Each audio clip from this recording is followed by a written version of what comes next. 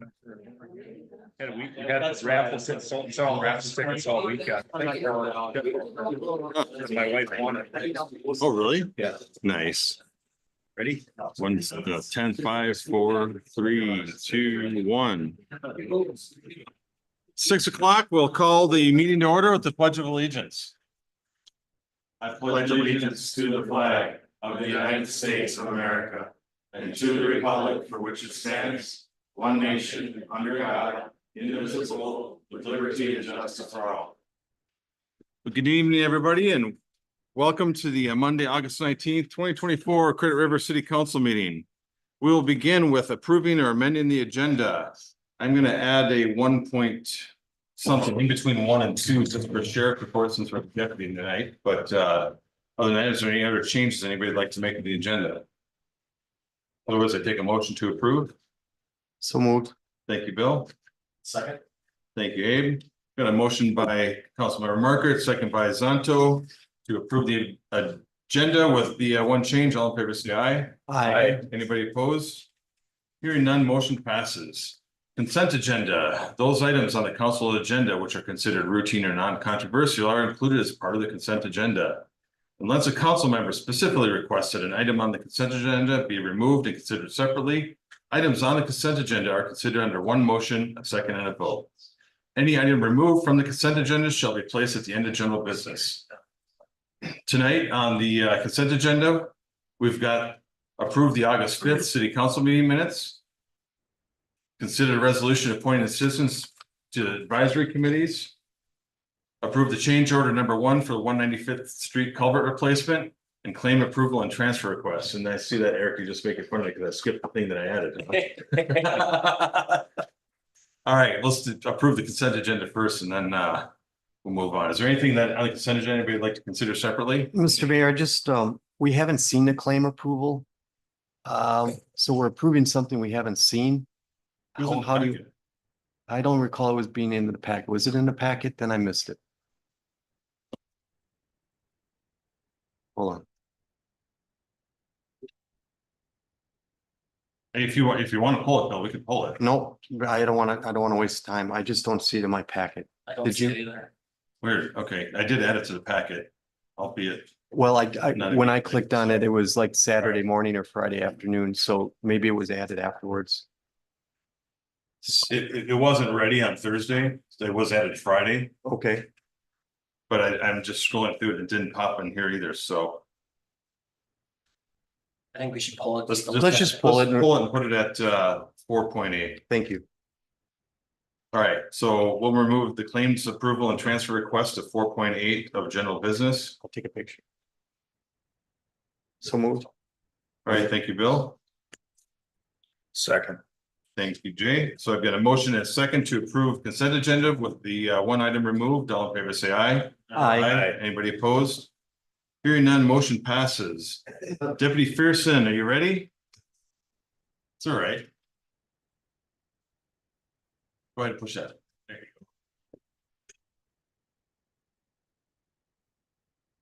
go. So as typical, we really don't have anything super exciting that went on, which is obviously a good thing. As normal, a lot of alarm calls, both for medicals and security alarms, fire alarms. We had an uptick in a couple of accidents at the Texas Eagle Creek intersection. There are a few more incidents there during July. Otherwise, overall, fairly calm as normal. So any questions regarding calls of any sorts? What kind of accidents are these? If people running lights or? So I would describe it as people still learning the flashing yellow arrow. And that still requires you to yield to the oncoming cross traffic. Yeah. And that seems to typically be the case. In Okay. those circumstances. Sorry about that, folks. So Okay. that's kind of the typical that we're seeing. Mhm. And that isn't just here, that's Yeah, everywhere. pretty much everywhere. So. Yeah. Any other questions about calls of any sort? Council members, any questions? There we go. I have that. Yes, ma'am. You, If someone in the neighborhood that doesn't know how to drive. But I think you know who they are. On Southbrook Drive. Okay, There we go. we good? I think we're good. So if you have concerns when they are going on, my recommendation is to call. If it is not during the hours when one of the Credit River deputies is on, Yeah.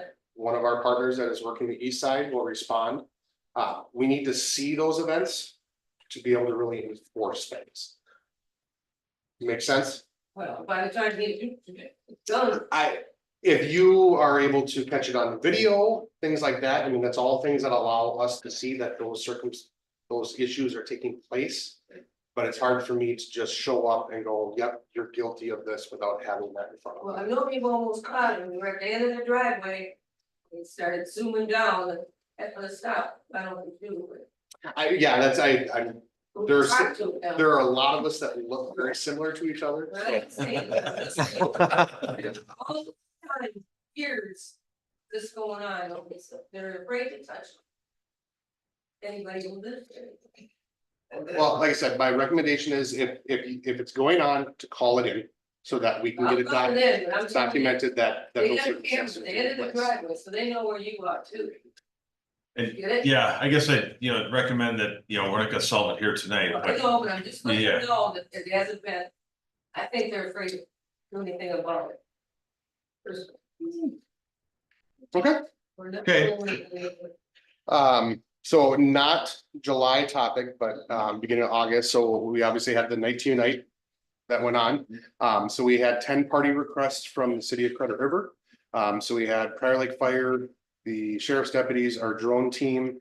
And our mounted reserve patrol that attended those various parties throughout the city.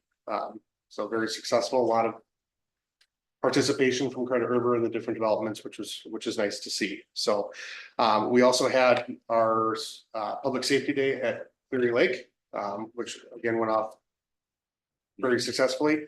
Unfortunately, the helicopter couldn't land for whatever reason, but again, we had the highway department was out there.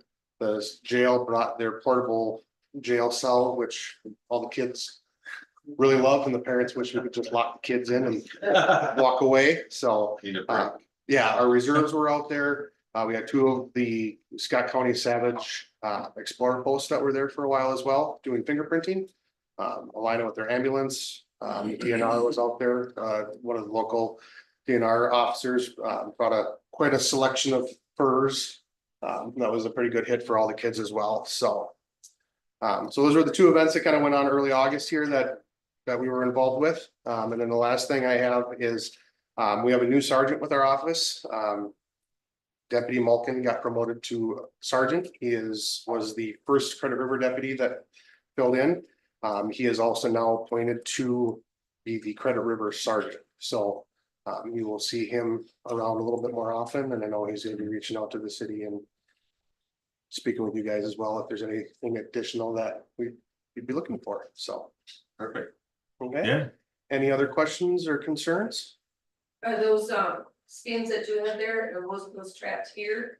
I'm not sure. Those So are DNR. it's the Those are DNR. Yeah, it was the DNR that had them. Cause I know I have them.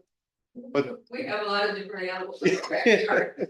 yeah, so I'm not sure where he got them. He had a bear, fox, raccoon, yeah. some And the little back of this tiny pickup. little white bird thing. Kids that- loved it. Yeah, Yeah. so, I got them. yeah, he had quite a variety. He was testing me and I don't know as many as I thought I did. So, Perfect. Well, thank you, John. Appreciate Absolutely. it and appreciate what you do for Credit River and be safe out there. sounds good. You guys have a good rest of your night. Thank you. thank you. All right, now we'll move into open forum. The public forum is intended to afford the public an opportunity to address concerns to the council. Public forum will be no longer than 30 minutes in length, and each presenter will have no more than 5 minutes to speak. Topics of discussion are restricted to local governmental topics rather than private or political agendas. The council may discuss but will not take formal action on public forum presentations. Is there anybody who'd like to talk in open forum today? Was there anybody that signed up there? No? Okay. Kathy? Need all the formalities to. let go of the button and try that again. There you go. Oh, they don't wanna. I think she's having to sync with the button. So, No. There we go. If you push, so just a couple quick questions. I was happy to see on the agenda that you got the advisory committees kind of rolling and things are going good there. When you initially had discussions about the advisory committee, you also talked about hosting an open house regarding that project. Wondering where we're at with that.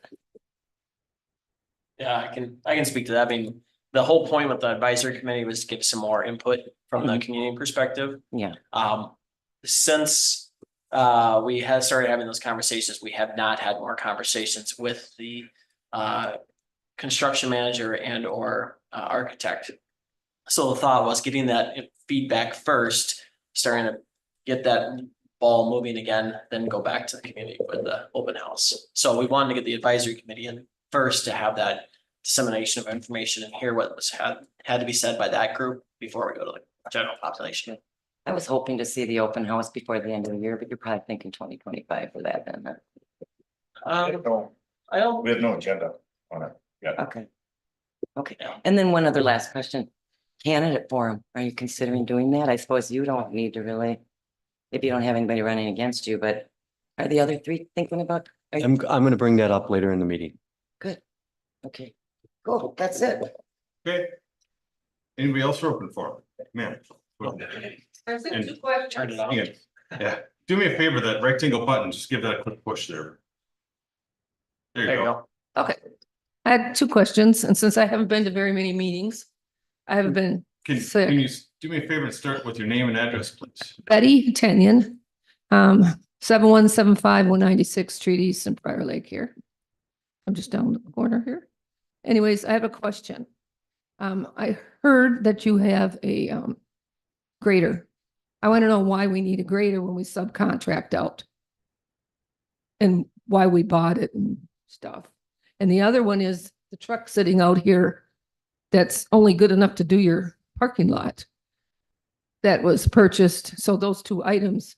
So are you contracting this out with the rest or? Does that make sense?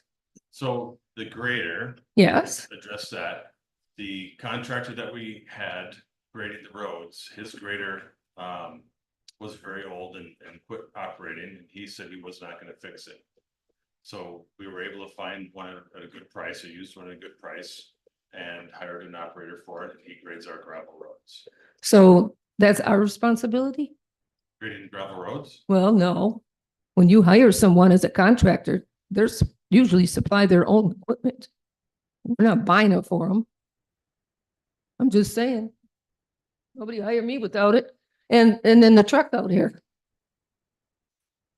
The goal with the truck is where our intent is to, work on hiring a public works person that can plow the parking lot, some other things, and take care of some other items that we have going on in the city. Isn't that kind of putting the cart in front of the horse here?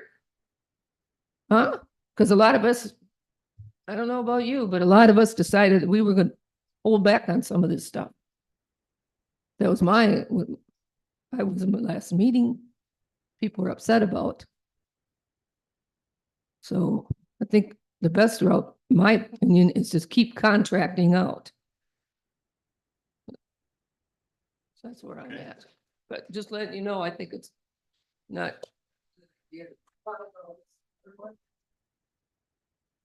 Anybody else for open forum today?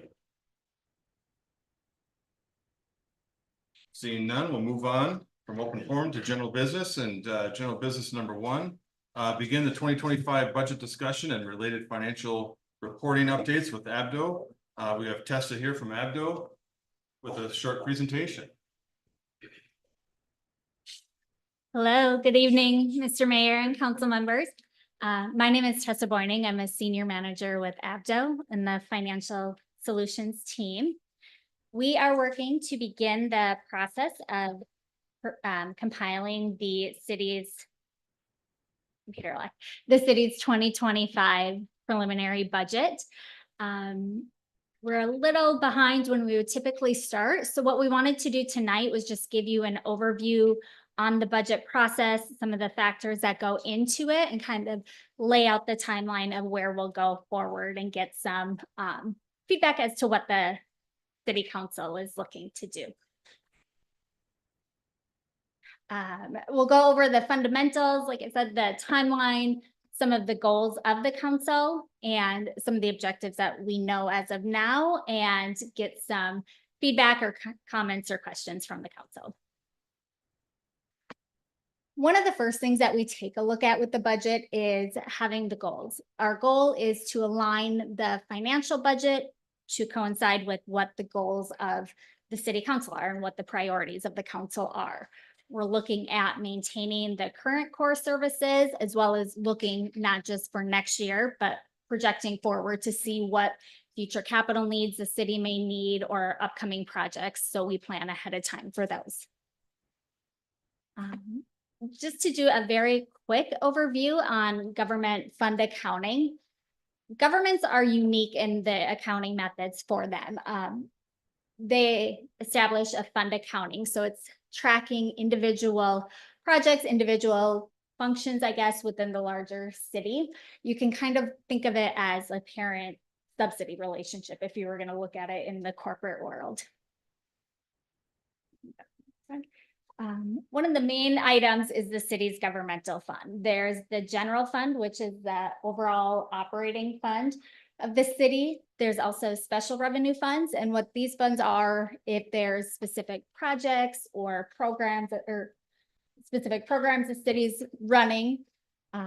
Debt service funds account for any of the debt issued from the city, and capital project funds are funds that track projects that may go over 1 or 2 fiscal years. So it tracks that project to determine the total cost. So looking at the governmental funds, these are primarily funded by a mix of property taxes, possibly special assessments relating to projects, grants and aids that come in. These funds are accounted for on what's called a modified accrual basis. So this is tracking and accounting for when dollars are earned and available or when they are spent. So capital assets or long-term debt, these are not accounted for. Those long-term liabilities or those long-term assets are not accounted for in these funds. Governments also have proprietary funds, or these are also sometimes called business type funds. So these are a lot of times are your enterprise or your utility fund. These funds are funded primarily from user fees from utility rates. They operate similarly to a private business. So this is on the full accrual method of accounting. So these are when it's earned and spent. You're not tied to when it's available to you. As I was talking about the governmental funds, the biggest difference with proprietary funds is these funds will track your long-term debt liabilities, your capital assets, and depreciation relating to those. So it looks at the not just current year, but kind of the long-term nature of that fund. And lastly, there's fiduciary funds. So these might be some trust funds or agency funds. If the city is collecting dollars on behalf of another organization, it's kind of dollars in and dollars out. These are also done on the full accrual basis of accounting. So for the city of Credit River, like I said, there's the general funds, the special revenues, the debt service, capital projects, and the utility funds. So cities typically follow the same close structure of accounts where there'll be your 100 fund for general fund and then so on.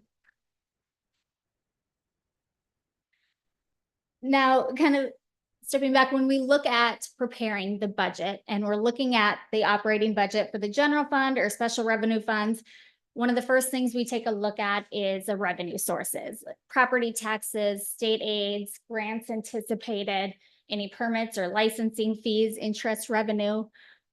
Expenditures, the primary factors with that are the wages and benefits, any service level programs, fixed or variable costs. And then another key component with the property taxes, looking at any restrictions to those or any legislative changes or economy changes during the year. On the utility side, we take a look at the revenue from user fees from the rates that are charged, any additional fees for meter hookups or any of those items, any grants that the city may be getting. Again, a large component is typically wages and benefits. We also take a look at the operating costs, any maintenance or replacement anticipated, and then the debt service and any capital needs throughout the year.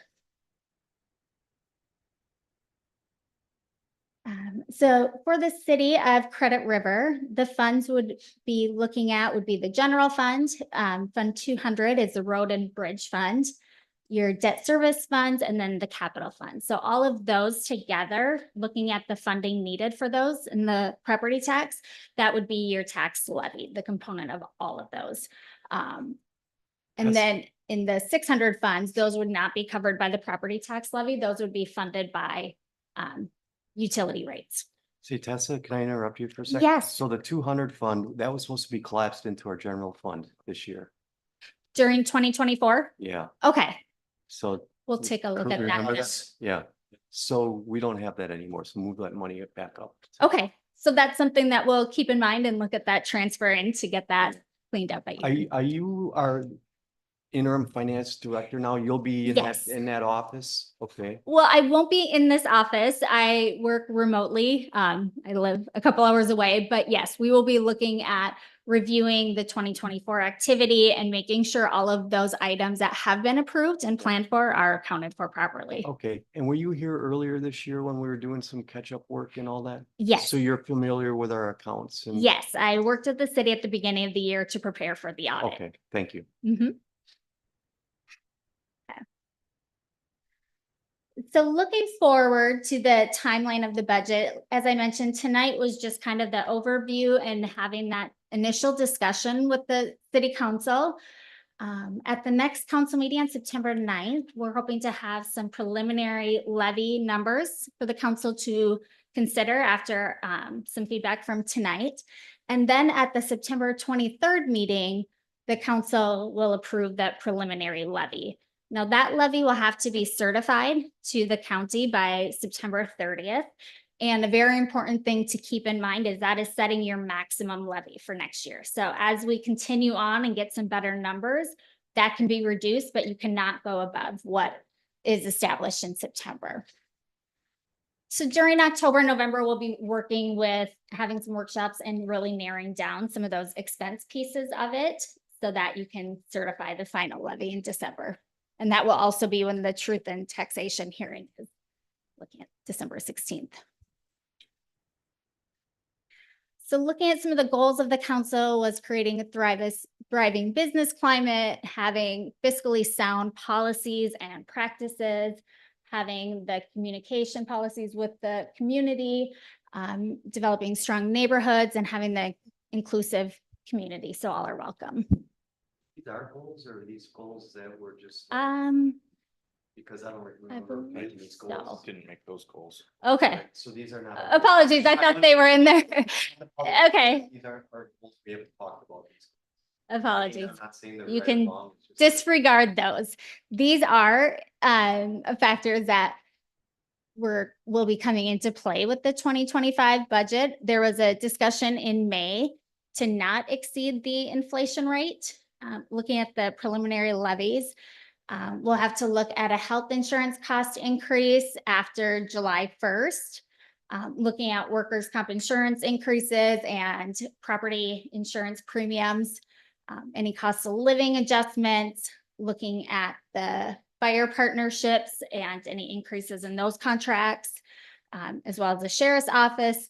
We'll also, as I said, going through the 2024 activity and projecting that out, looking if there were budgeted items in 2024 that have not been spent, if those will be rolled over.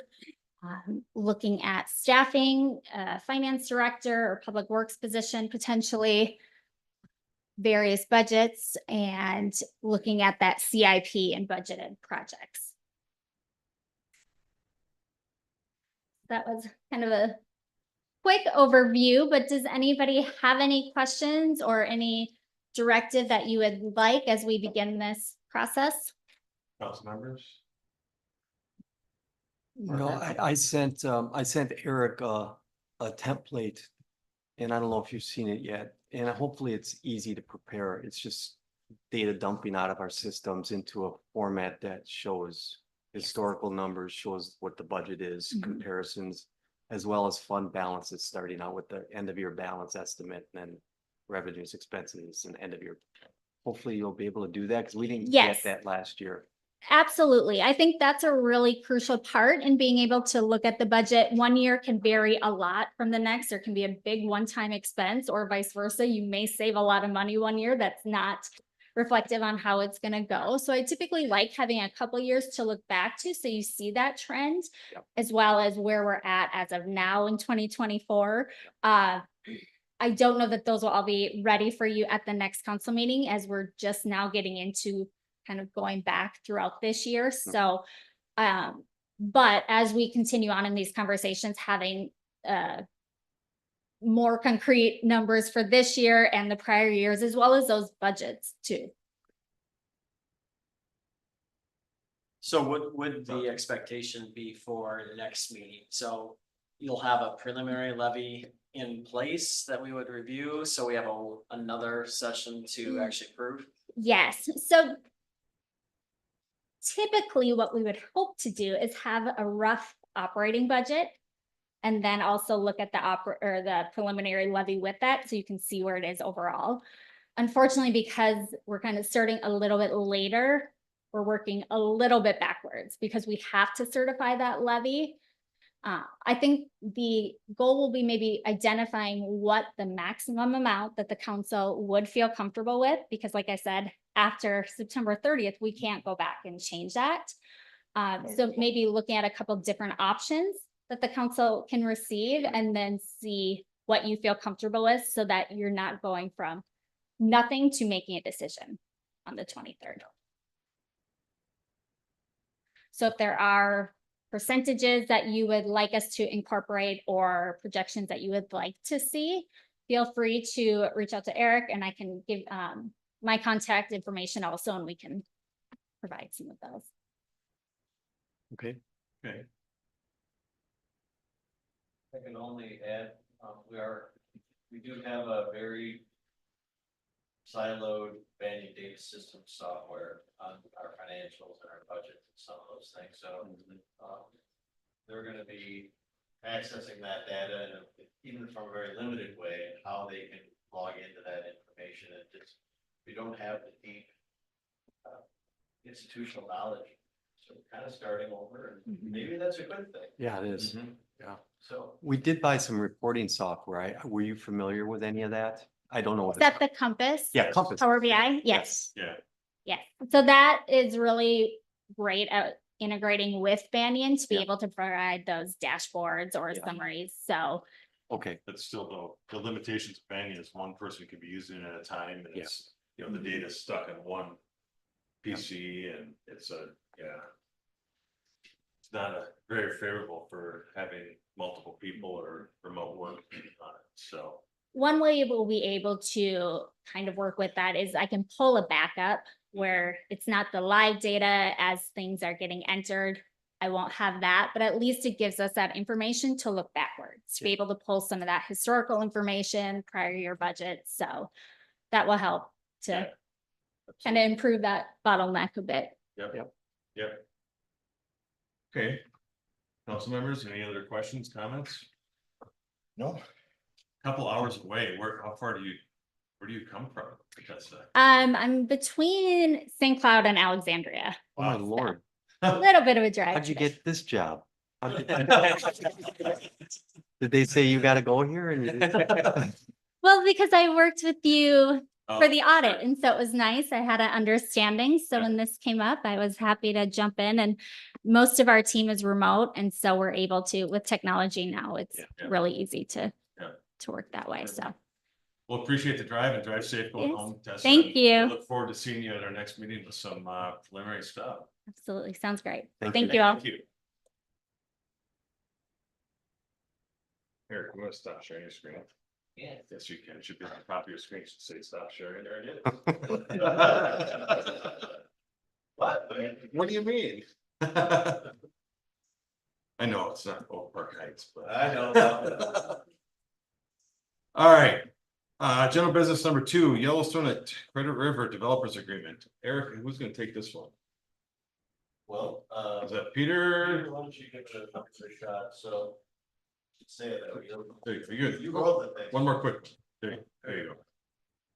It's weird because it's a delay to start, but then after that, it's, yeah.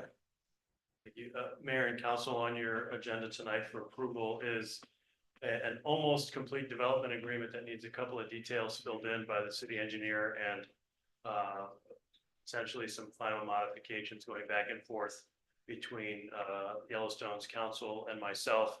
But in order to expedite the development side, and because there's not another council meeting until September 9th, if it's acceptable to the council, we brought this forward now, understanding that Shane still needs to see the final plans for approval.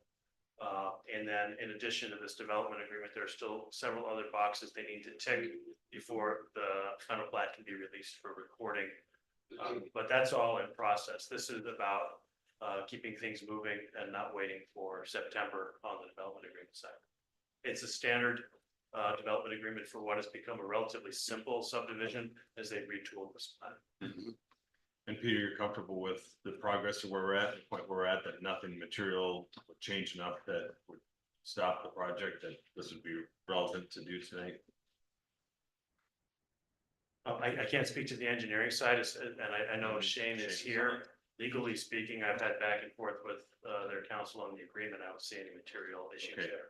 And Shane, I'll ask you the same question from the engineering standpoint. Are you comfortable with the progress that's being made? Mr. Mayor, yes, the comments that are still outstanding are very minor in nature. And actually, the developer resubmitted late on Friday. And so it's just a matter of going through now and just making sure that all the comments were addressed.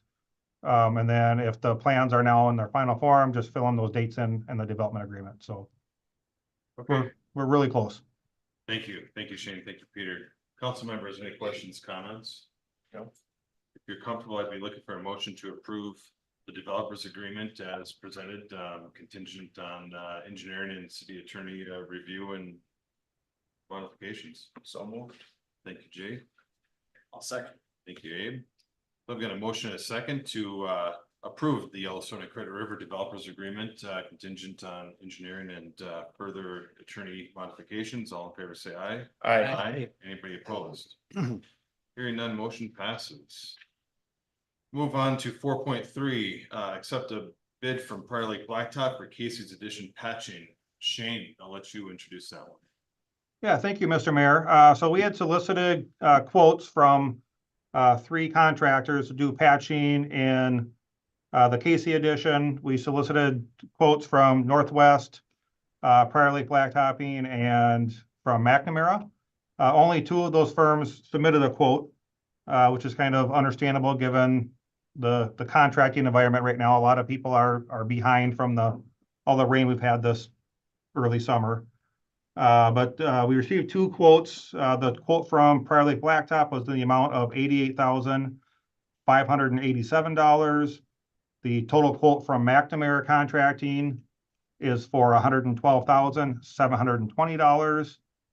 Prior Lake Blacktop has done a lot of patching work for us in the past. They do great work, so therefore we would recommend that the city accept their quote in the amount of $88,587. Okay, thank you, Shane. Council members, any questions or comments? Question I have for you, any time constraints or any kind of issues they see getting this done here this year still from Prior Lake Blacktop? Shane? I mean, I is the quote is for work for this year. But we did not prepare like a project manual or anything that had completion dates for this project. As far as I know, it's going to get done this year, but I think the most important factor is, the sooner that the city approves a quote, the more time it gives them to get it into their schedules. I think the other thing with the benefit of Prior Lake Blacktop is they are just down the road and Yeah. it's easy for them to come in and do these things and, you know, odd times when they have short days and stuff, so. Yeah, I just Yeah. want to make sure that we weren't, Absolutely. Yeah. It's a good question, but yeah. I think we have just enough time yet to get a new project done, yeah. Just two clarifying questions. Help me again. This was not budgeted, correct, Shane? Center maintenance. Yeah, that's a good question. So we do budget $120,000 every year for bituminous patching. And so I believe if the city council accepts this quote, we will be over that amount because of the patching that we've already performed this year. However, we were not able to move forward with the microsurfacing project this year because we were planning on microsurfacing 170th Street. And so we'll have quite a bit of unspent funds, I guess, there. So that we had talked about this at the last I think it was a month ago on whether or not to move forward with this same scope or whether to reduce the scope. And I think the consensus was, since we weren't doing the microsurfacing, we had money in kind of the road and bridge or in the, you know, those line items, so. That's right. Yeah. Thank you. Thank you for Yeah. telling me that. Yeah, I think, Then- yeah. oh, sorry. No, no, No, no. no, I think it's just, I'll let you go through second question first, it's just a comment. Okay, now I forgot my second. What is it? It's, I'll just make my comment where you. yeah, is this assessed then to the property owners, 50%? Or is it, this is not, this is just maintenance? Okay, thank you. That was my second question. Yeah, it's not a 439 project, so, yeah. Okay. And I guess my comment just was is that, you know, if you've driven those roads and for those who Oh, were at the right. park meeting, that it's some of those roads this last winter. Really exploded in that neighborhood, so. Yep. I think it'd be tough to not do this project and make those roads passable. Right. So with that, if there's no other questions, I'd take a motion to approve. So moved. Thank you, Jay. I'll second. I'll take Bill on that one. Okay. So I've got a motion and a second to accept the quote from Prior Lake Blacktop for the amount of $88,587 to do the specific patching in Casey's addition. All in favor, say aye. Aye. Anybody opposed? Hearing none, motion passes. Moving on next, 4.4, accept quotes and award the project to Northwind Grading and Excavating for the 170th Street culvert replacement. Shane. Thank you, Mr. Mayor. Quotes were opened for the 170th Street culvert. We actually received 10 quotes, so we had a lot of interest in this project. And the lowest quote was by Northland Grading and Excavating in the amount of $112,000. Northland Excavating and Grading has done some work within the city before. They did some work, I believe, on the 210th and Nevada project. They've also done some work for private developers within the city. They've always done acceptable work. And therefore I'd recommend that we would go with the low quote of Northland Grading and Excavating with an estimated cost of $112,000. Okay, thank you, Shane. Council members, any questions or comments? McNamara missed it by $924. Right. So Shane, is there's no contingency in here. So are these what they have to hit or is it variable? Like, Yeah, Mr. Mayor, Councilmember Markert. So this is a unit price quote. And so, you know, certain things like the length of the pipe, right, that they're installing, that's a pretty well-defined and can be a predetermined quantity. But other quantities, such as once we remove the old pipe, we'll take a look at the subgrade, and we do have some quantities calculated for correcting the subgrade underneath. But if, for instance, that's deeper than we calculated or that was included in the quote, the contractor would be paid for actual work performed at the unit prices, just like a street improvement project. so what about the mobilization first line there, though? That's a quantity of one. I mean, could they go over that, for example? Mobilization is a set quantity. They cannot go over that for mobilization. Okay, That's a set price. It's more like the Oh, I suppose aggregate base, class 5, you know, that's an estimated quantity. The wearing course, bituminous and the non-wearing course, those are estimated quantities. And then the granular bedding of 130 cubic yards, that's an estimated quantity. So again, you know, we could do these type of projects a couple of different ways. We could try to get soil borings ahead of time. The problem is with these large pipes, you can't do a soil boring right underneath the pipe. Because you'd have to literally go through the pipe in order to obtain a boring in that area. So we make some assumptions, but normally, normally these are old creek beds. And when we're looking at roads that were built in the 40s or 50s or, kind of grew up over time, it's not that uncommon to find some black or some peat soils underneath the pipe. So we correct those when we replace the pipes. And that's really probably the biggest variable for this project is it 2 feet deep or is it 4 feet deep? So it really doesn't matter contractor specific, it's really conditions of the site then. The other comment I had is just there's so much variability in each of these line items. Some charge a lot for a certain task and some charges a lot less, and it's kind of odd, but it is what it is. So. Okay, any other questions, comments? Otherwise, I'd be looking for a motion to approve. Make a motion. Thank you, Abe. I'll second. Thank you, Bill. I've got a motion and a second to approve Northwind grading and excavating at a price of $112,000 to replace the 170th Street culvert. All in favor, say aye. Aye. Anybody opposed? Hearing none, motion passes. Thank you, Shane. Shane, I don't think you have anything else. So if you can more than welcome to hang out there on Zoom, but if you need to go ahead. Okay, thank you, Mr. Mayor. Next up, 4.5, consider and discuss a process to identify comparison wage and benefits. Administrator Johnson, do you need to take this one? Actually. Really, Councilmember Zanto, take this one. Okay. Yeah, so during our interview process with the city clerk, part of the conversation, not only of the best candidate to fill a role is what is comp. And I know over the time I've been on the council, one of the things we always talk about is, comparables and what cities do we bring in here for comparables? And over the time, it's been pretty variable. So the thought process was, what if we go and find the comparables that we can say, this is who we are comparing with? And then we don't have to have that conversation every single time. So we can have, these are the cities that are there, and get the comparable numbers, and then we can back into the number. So during that process, I took a map and started saying, we could do it 2 different ways. We could take it straight off of, distance from Credit River, or we could do size, right? I think the conversations I've been part of and over the last 2 years has been always size, but you start pulling in places like Deep Haven or Excelsior, which is pretty far away, and from bringing in a employee, that's maybe not who we're actually competing against per se.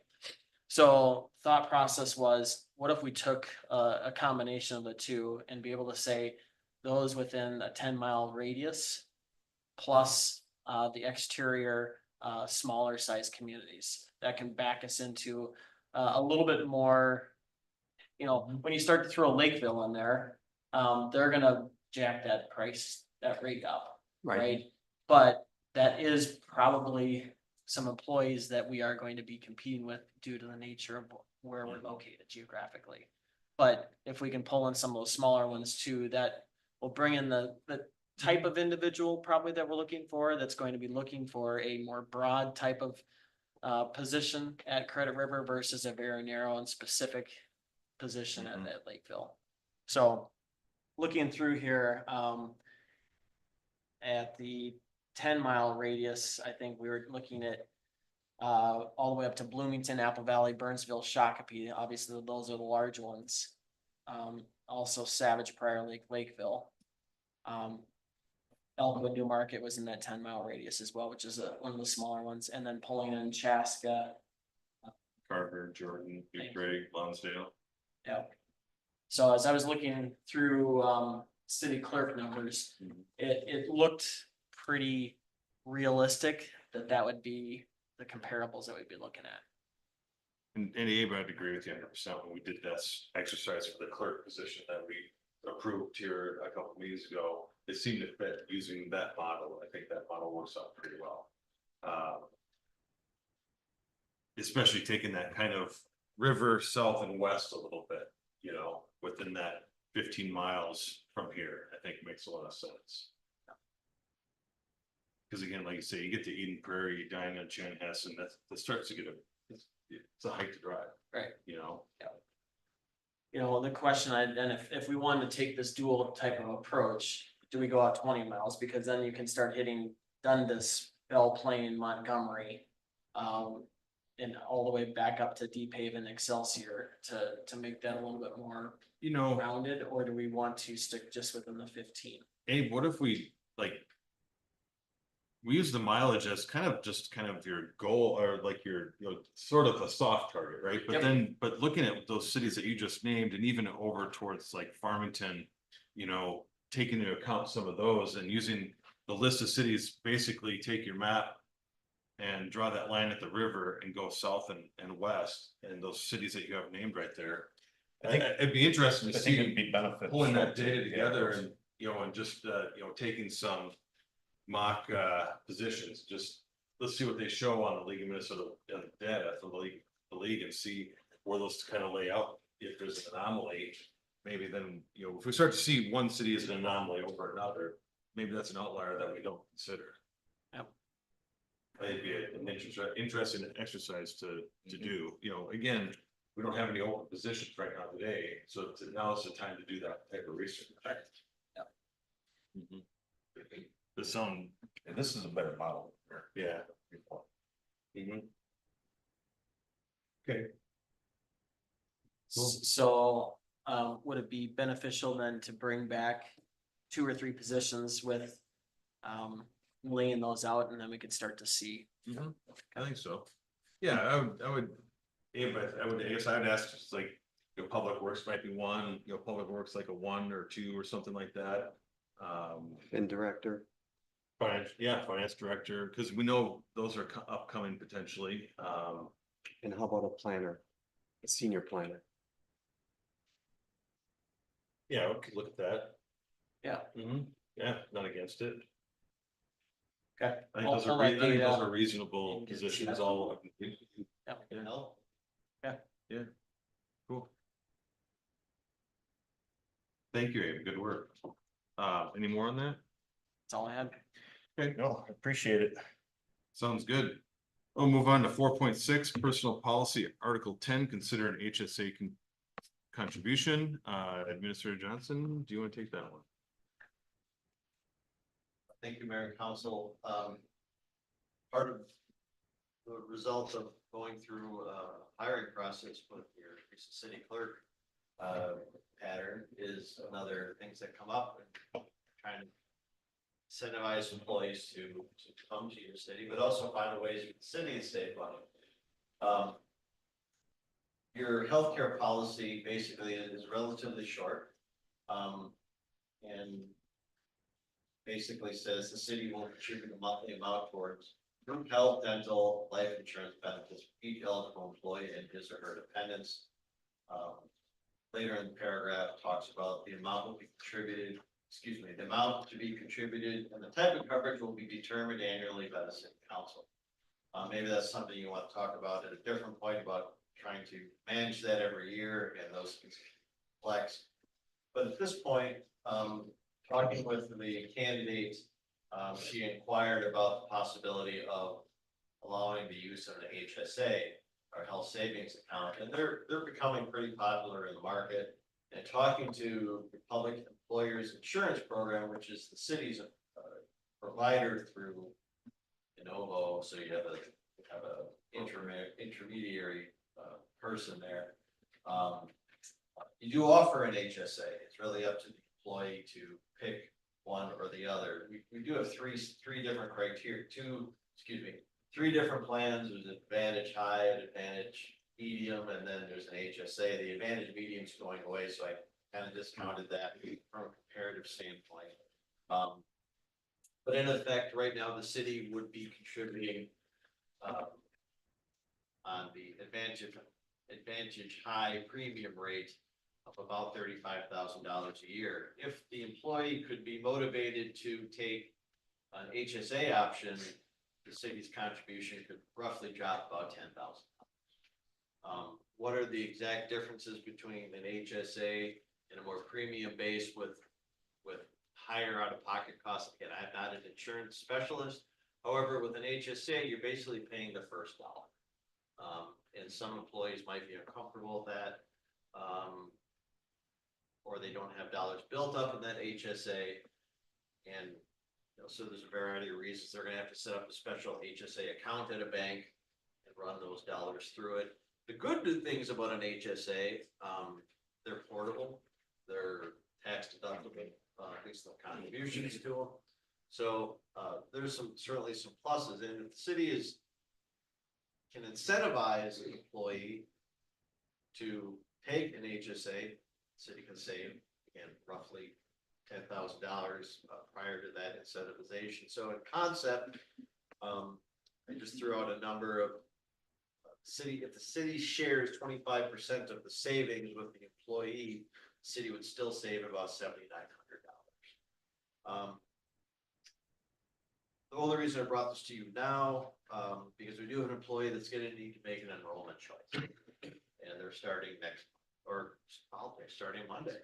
And their election's gonna be effective at the first of the month. So my ask of you is, I'm pretty sure we can prove this out.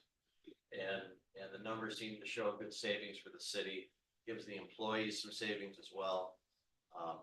Why share in the savings? Well, the city pays the lion's share of the cost. The city should get the lion's share of the savings. And that's basically what I'm offering to you.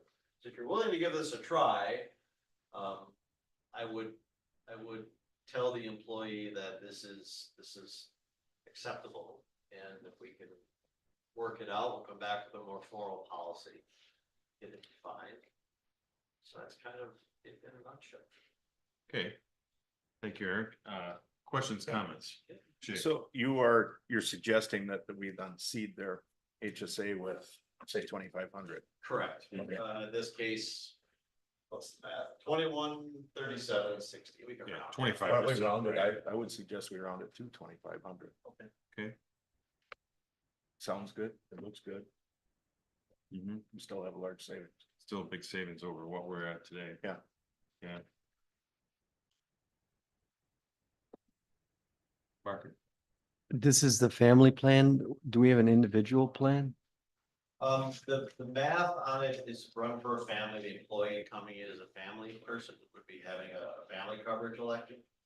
I'm confused by what if I'm individual, single person? From a single coverage, there's a different dynamics with apologizing. Let's see, what did I put that on there? While they're in the family. With the single coverage, sometimes the rates are just so low that differences between them, the deductibles don't match. But I'd have to look. Do we pay 100% for single? Sometimes you do pay 100% for single. Does It's it- 80% for single, right? Okay, so it's 80% for single. and Sorry, family. 85 for single, 80, It's 80 for family here. correct. Yep, Okay, and 85 you said for individual? correct. 80% of the premiums for families, Yeah. 85% for single. And that 80-20 split, have we ever looked at to see if that's market? Is that what cities offer? Because when I retired, so my companies typically were 65-35. Now that's public companies. This is 80-20. Is 80-20 market? Yeah, it is, pretty much. I think it's more like. If not 70-30. better. I thought it was 70-30. Yeah, I think it is. The interesting thing with Pete, you're under the Public Employers Insurance Program, which is a fine program, and your contract between the city and them expires in July. At that point, you're gonna wanna open that up and see what other providers are out there. you know, they're belonging to a larger pool might be even a better way to save money than so much the cost share. The HSA, in most regards, will always save the city and the employee. People just are Right, I wanna- concerned with that flexibility. Right. Eric, in your experience, do any cities ever offer incentive for employees not to take their health care through the city? 'Cause that's even cheaper. Well, I'd have to check into, again, the legality of that. We do have, a lot of cities do have employee spouses who their insurance is covered by their spouse's employer. Correct. So is the city going to instead pay them not to take it where you have, maybe they don't have kids, you get a single and a single. It's a tough set of math, but how do you break that down? Could in concept, but I don't know I don't know what the legality of that is, or the term ethics is right, but. If we had 100 employees, I'd ask them to go back and look Oh, look yeah. at the split, the 80-20, because I think that's pretty healthy. But because we have, I would argue your bigger savings is gonna come in after July, I would hope, when the city opens up and finds a new, potentially new carrier. It's not Okay. that they're bad, it's just, Give it a mark. so we'll go interesting out to piece- market next right. year. The Okay. interesting piece on that will be too is the cities of Scott County and Scott County themselves to scale have been working on is there savings for all the municipalities in Scott County becoming a large pool? Yep. And actually, unfortunately, I think that service delivery had that meeting today. I know you couldn't attend, but we'll get the information from Administrator Terry and, figure out where that landed. But I know this is, Scale had Gallagher do a study on that, and, the results look promising that, there could be a potential there. So that, I think, is where hopefully that comes together, and, as Eric said, when we go to market in July, I think that might be our opportunity to do something different.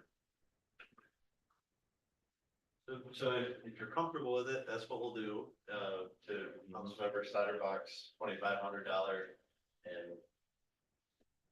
See if it'll- So I've got a question here. When you got maximum out of pocket expenses, Yeah, how does that play out? So I understand HSI's first dollar, is it 80-20 as far as up on the Family Advantage plan that they're going to be only covering the 20% for the first? well, from what I understand in reading through, so there's I'm not an expert, so, the monthly premium. Then there's the co-pays for pharmaceuticals, whatever, and then for different things, then you're throwing in the co-insurance payments. And so when those start getting up to the out-of-pocket expenses, those are maximums. For example, if you want tier 4, which would be Mayo inclusive, that's $9,300 that person is gonna have to pay in addition to their percentage of the premium. So the premium is where the breakdown, is, not in the out of pocket. Correct. Yep. So does that answer? Yeah, so the cost of insurance then, is that a rate of 20% after premium? No, the premium is only part that's shared. So the cost of insurance after the premium is all on the employer. Correct. Yeah. But when that employee goes in, is it 20% of that visit is gonna be that cost of insurance? I think it depends, right? I mean, my experience with an HSA is there's some things that are fully covered, like regular visits. I don't have co-pays, I don't have Right. co-pays on Okay, medications and stuff. But I wasn't on. But there's HSA. other, I was on the other one. on the current one. What I'm at is why are we, I hate to say it, so why are we giving $2,500 to someone? Why would we? I got you. So they don't have, so those co-pays and those front end costs are much, much lower versus the first dollar on the HSA. So if there's an MRI, the patient would only pay a smaller portion of that MRI versus you're gonna pretty much empty out your HSA on the front end. So I don't know what that's, 20% or what, but. Okay. It incentivizes the choosing of that. Choosing an HSA plan over. Subsidizes it. Totally agree. Yeah. I guess my question is, I go back to, Why incentivize? you're saving, that individual will be saving $220 a month by going to the HSA. But, So they're gonna be saving well over that but 25. you're also asking the individual to take the risk. And some people might say, you know what, I don't feel like taking that risk, and if I need an MRI in February, well, I'll just have to make a small payment versus empty out my HSA. Sure. I think Either that's, way, it's not, health insurance is a tough game. Mhm. I think 2,500 is very generous. When pushing the HSA, another strategy is just you use 70-30 on the split instead of 80-20. Right? But I don't know, being greedy. Yeah, well, hey, if You're Abe, asking if you're people willing, to if you make wanna a propose a rational- different, You're asking people to make rational choices, based on what's affecting them. You know, who knows? So that's why we gotta, if it works, we'll come back with a more formal policy. And you only have to work through this through July, because you're gonna have to go out for bids for your whole new healthcare. Some companies only offer HSA. yeah, So this peak thing which has been around a while, the fact that it offers both is a little unique, and you're forced to make a choice.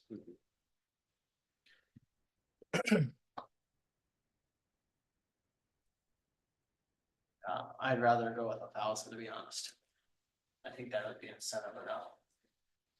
Cause over the course of the next 6 months, it'll still put in another $1,200. So. okay. Council members, thoughts, questions? I mean, or we could meet in the middle there somewhere. Maybe 2. If you're not having enough in it, the choice is gonna be pretty easy, 80-20.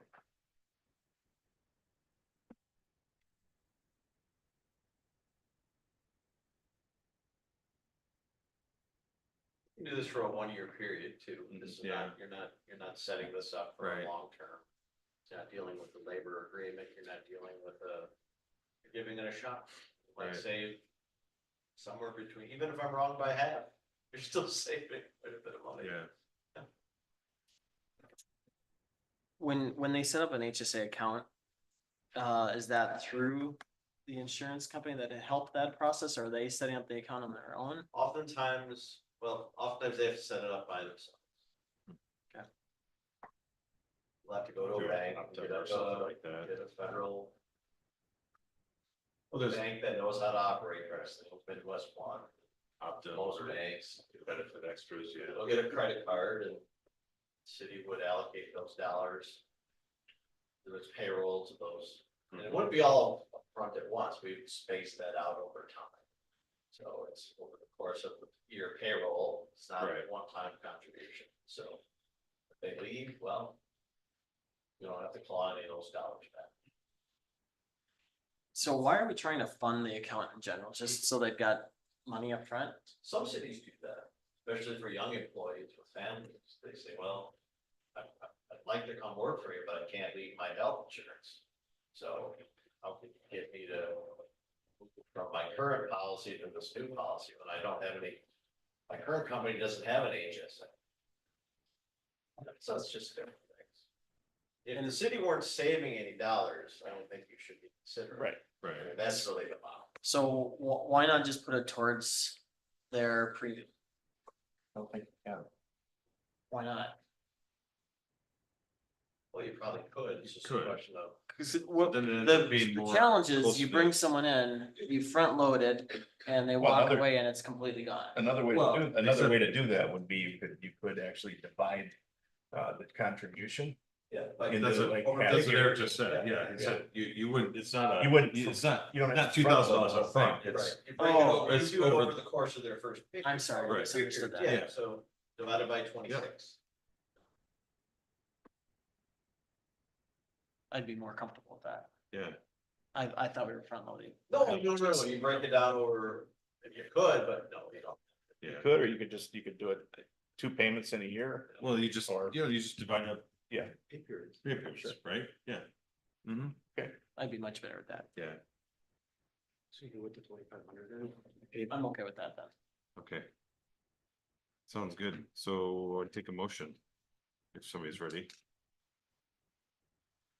I'll make a motion to, what am I motioning? If I could offer, Mayor Council, if the council is comfortable with, this as a one-time Yep. deviation from the policy, and staff will monitor it and see if we can make it work, and if it seems to be effective, we'll bring it back for, exact language change. Okay, Sure. So, so we don't need a vote. all right. No, Okay. no, it's necessary to bring Okay. back an action item. for Great. this meeting. All right, Great. perfect, let's do that. Okay. All right, sounds good. Move on to 4.7, discuss requests from Scale for legislative priorities for 2025. Administrator Johnson. So I think I mentioned to you folks that Scale is gonna come out with a list of options to consider for their legislative priorities for this coming up session in spring or late winter, early winter. We had anticipated them sending out a list that was rankable. And ultimately what they sent out was what you have in your packet, pretty much was yes or no questions, so that's fine. I mean, everything's important. So I went through it and just added some comments on the side of each box and thought, you know, maybe they can just take that under consideration and do with it what they want. So that's all I did. And they're gonna ask us to, or ask you folks to also add any other legislative concerns you may have under number 8. Or if any of you are willing to potentially are able to consider serving on their legislative committee. Deal with that one offline, but. So. Were the thoughts I have for you about high priorities, low priorities, medium priorities. Again, they didn't necessarily ask for them, I added them. Otherwise, whether, or do you just want to check out, yes, no, leave it blank, I think all we, those good things. I think you appreciate the comments.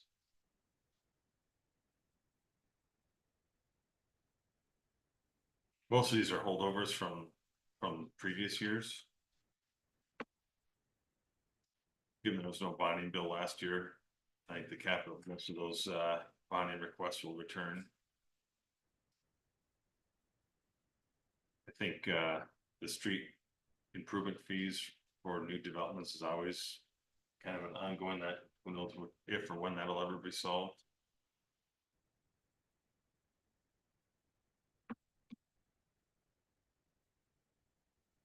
Any comments, questions? My rankings were a little different, but this is okay. The one thing I wanted to add is, why don't they lobby for lower taxes? I mean, there's nothing on here about, let's Right. lobby to have the state income tax lowered. Let's lobby to have inherited tax go away. I mean, I'd rather have them lobby for those types of things. Education, that's fine, but that was the other comment that I Yeah. said. Yeah. I think some of it, Bill, too, is also, you know, items that we know is gonna get some run.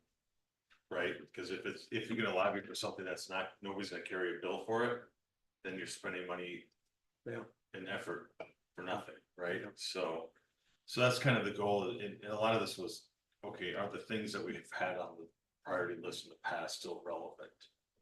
You know, that's what I think, well, I know that the committee was looking for, because I was there, but What specifically is the education to provided to citizens? What do we need money for that for? Or what are we educating citizens on? You know? I know we have it low priority. I mean, Yes, I didn't understand. Which one are you looking at? Number 4? It was number 4, yeah. Number 4. We checked yes, but we say lower priority. I don't know. I think that's just a comment, for as far as direct effect to a city organization. But yet still important to the residents. How And much, some of that how much depends is in the on- budget for scale to do lobbying work, Typically, I think, I'm trying to remember what the contract was last year, I don't remember. Is that off the top of my Tony head. still does Yeah. that for us? Yeah, we'll have a new agreement for him, but it's gonna be the same price as last year. Okay. Yeah. Okay. No other comments, then, I guess we'll submit this, or Eric, did you already submit it? Or- No, I didn't. Okay. Then go ahead, and submit it. We'll see where it shakes out once we start dialing it in after this. All right, so let's move on. Last item of general business was claims to be paid. Actually, the totals here. You already want the total? Yeah, the claim list, right, perfect. So there's 2 sets of claims to be paid. One is going back to last month, we pulled Terra Constructions. Yeah. I think you guys reviewed that and are good with that, so that is that $8,000 one, and then the next one is new claims we paid today. Total of 172, 176. And then the transfer request there too. Bill. Huh?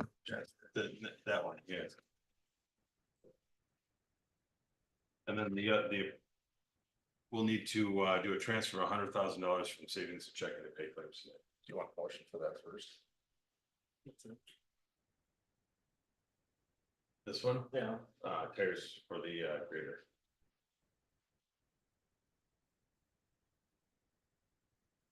$100,000 for salt. First half of 2024. Didn't think it snowed. 24. So they bill that late? They might have it in a storage as well. Yeah, Oh, okay. yeah. They didn't use it, they'll buy it in bulk. All right. I suspect. All right. All right, so first let's start with the transfer request. So request to transfer $100,000 from savings to checking. So Pay moved. claims. Thank you, Jay. Second, Thank you, Abe. A motion and a second to approve the transfer of $100,000 from savings to checking to pay claims. All in favor, say aye. Aye. Anybody opposed? Hearing none, motion passes. Next up, motion to approve claims payable tonight for 172, 176, and additional $8,000 for the one claim from last month. I'll take a motion for that. So moved. Bill, Second. Jay for second. All in favor, say aye. Aye. Anybody opposed? Hearing none, motion passes. With that, we'll move into staff and council member reports. Peter, Eric, anything? Abe? yeah, so Jay and I did have a chance to talk a little bit more about the building, and took a little pass at how to narrow that down a little bit, looking to finalize that, so we have it for the building committee when we approach. So I think we'll be set when that committee is ready to meet. Perfect. How do you intend to do a calendar for your committee? I mean, you're just gonna put dates out? I think what we're gonna need to do is we're gonna just say, Pick a date, what's the right? first date, and then let the.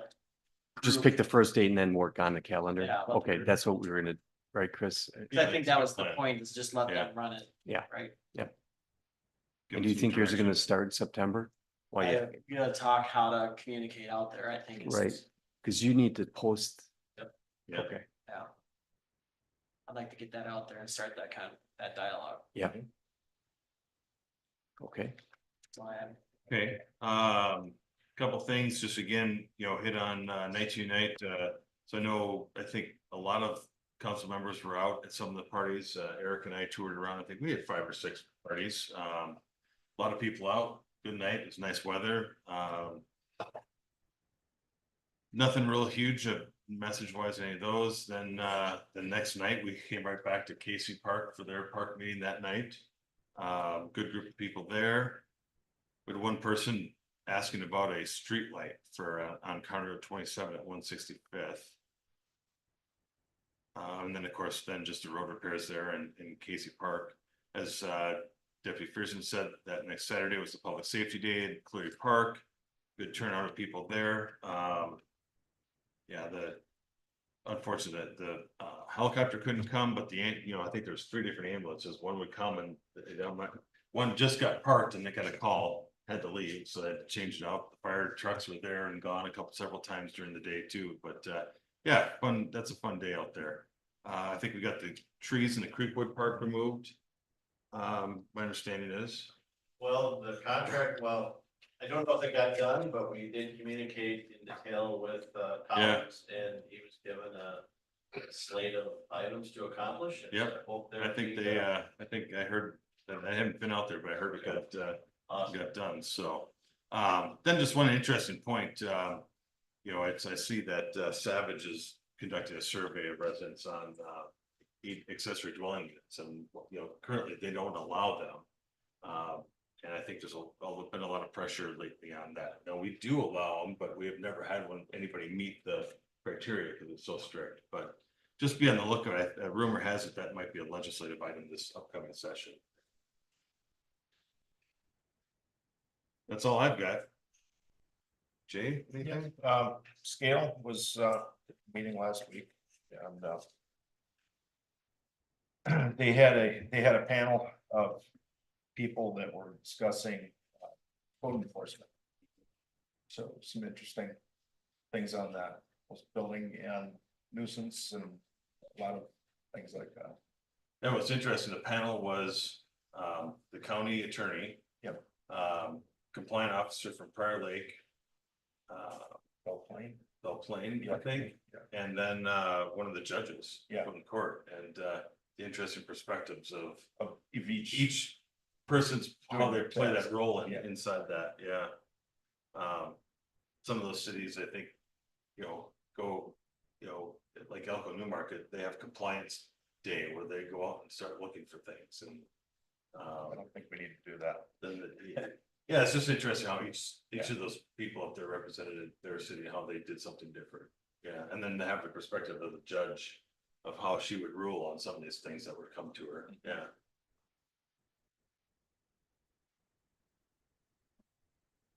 Bill? Anything else, Jay? No. Yeah, I have 2 things. The first one is we all have a packet here. Are you doing this or am I? You want me to do this? That's the person who called Yes. and Aubrey. Yeah. So, So Aubrey was here last meeting when Lizzie gave her presentation on basketball courts, and her family has a business, a local business that actually does stuff like that. And she wanted to give us some information about using their business to do it. So I guess my only ask is that we look at this and then put it on the agenda. There was questions on when if we wanted to do it, and when if we wanted to do it, changing out the basketball courts, but there's also park equipment that people have talked about wanting to have replaced too, so we have to prioritize things, and maybe that's a budget discussion, but I guess my ask is that we look at this stuff. When she called me, she said she can do things a lot less expensive than what the presentation showed.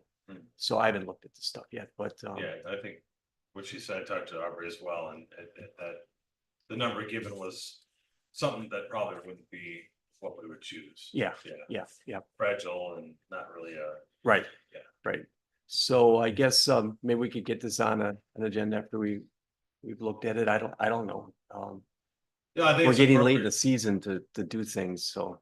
appropriate to have that discussion, because I think, again, we've heard a lot recently, at our park meetings and whatnot, that there's some desire to have a plan to do something. Yeah. We've also seen it. Yeah. What is our budget available this year? We budgeted 40 this year for park improvement. Yeah, and- yeah, But we never had a plan for what we're gonna do. right. Okay. And we do have equipment, unrestricted equipment or funds that we have also. I forget what the numbers are. How would this stuff fit that part of the fund? Well, I think. Yes, you could fit basketball hoops into that, right? Because what the price said in that presentation, 38 all in, just the, well, that didn't include installation, but. In the short conversation I had with Aubrey, that was not the model that would be appropriate. Okay. And that the one, what she would recommend would be less expensive. She didn't elaborate. I asked her to give and I haven't looked at this, so maybe it's in here. I don't know. Yeah. So, and then maybe the surfacing, if we were to come up with a new type of surface, might be. That gets That's pricey. it's pricey. I asked her about that too. but, Really expensive. Yeah. She didn't give me a number, but she said, well, And how do we you'll hold need up? to be sitting down when you hear Okay. Okay, good. Mhm. And then the second thing, I want to talk with the council about having a candidate forum. We had one of those back in 2021 when we first were, when everyone was sitting here. Yeah, I think it was moderated by Steve Wolf. I went back and it's still on YouTube. And it sounded like Steve Wolf, although I didn't see his face. So my ask is, I would like to have one as a candidate, and I would like to have it, I was thinking mid-October, but actually, early voting starts September 20th, so I almost would like to have it September, the second week of September. So people have an opportunity to ask, the candidates can answer questions. I don't know what questions those were. I mean, I think I gave Eric some example questions, but those are the questions that I would expect to be asked.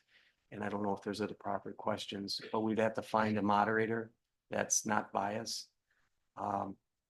And I don't want to go to the League of Women's Voters because I think they are biased.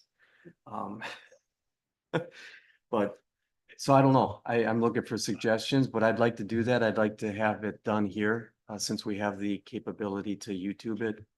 And I don't think we'd get a lot of people that would come in person. I remember watching it on TV because it was during the COVID time, I think. I would struggle to support something like that because of the grief that I took after the city did it the last time, because it was, people were saying that it should have been some sort of outside group and stay away from not potentially representing the city in something like that. So you would prefer having a An outside group professional, of some sort. no one that lives in Credit River though? I know it's hard, right? So you think about, like, most of the time it's Chamber of Commerce or, some other type of group. Yeah, we don't have. We don't it. have any of that Right. sort of stuff in Red River, right? So. We It, Mayor Costa, I did reach out to the Prior Lake Chamber of Commerce and asked them if they would be willing to host a forum, just to see if there's an interest in one way to do that. They do one for Prior Lake and for the school board. Okay. I mean, something like that to me would be the best. Oh, because again, I'd like to keep it more neutral than the city, maybe look at it like they're guiding something. Okay, Could you have the city facilities be used? Potentially, I think it would be. we best. did last time. I don't know why we wouldn't. Yeah, what was the issue? I don't remember the exact comments, but I caught some grief from quite a few people that the city hosted that and did that, like, bias questioning and stuff like that.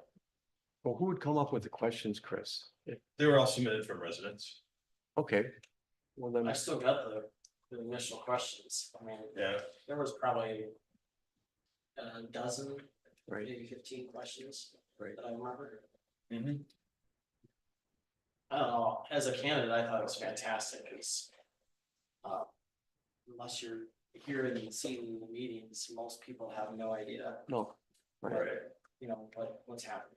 So I think it's great, and I think I'd be really interested to figure out why, just because we're using the town hall, that's a challenge, Well, I don't think that's the problem. I think the problem is the city sponsoring. Why was the city sponsoring it? Because we're the ones that had the YouTube channel. And Well, again, the it's not- YouTube channel is not the issue. Isn't the issue with Steve Wolf was the moderator and he's a citizen of Credit River and he could have like. Because if the residents submitted the questions, I don't know why anyone would have had a problem unless we had 100 questions and Steve picked 6 that. Don't know. I don't remember the exact comments, Bill. Well, I think we need one and I don't know how to go doing it. I mean, to the point of the early voting. In our last election, 2 weeks into early voting, 25% of the ballots have been cast. Yep. So that's, I mean, that's something to know. Yes. Before October. Yep. We were 25% voted. Yeah, it would probably have to be a September thing. Like, yeah, like 2 weeks from now, 3 weeks from now, it's like quick. Yeah. So. I can take care of it, but am I biasing it? So can we ask the city administrator to set it up for? Comments? Peter? Yeah. Yeah, it sounds like Mayor there's a and council, comment this coming. wasn't on the agenda, so I wasn't fully researched on the subject, but there are definitely hard lines between what the city can do with its resources for any candidates. And so there should be hard lines between each of you acting in your capacities as candidates, which is completely independent of city government, and what the city does. I don't see any problem with using city hall. You would open that up for kind of public functions whenever needed. But the city staff can't be organizing this. Okay, The city council as a body or city resources should not be used. okay.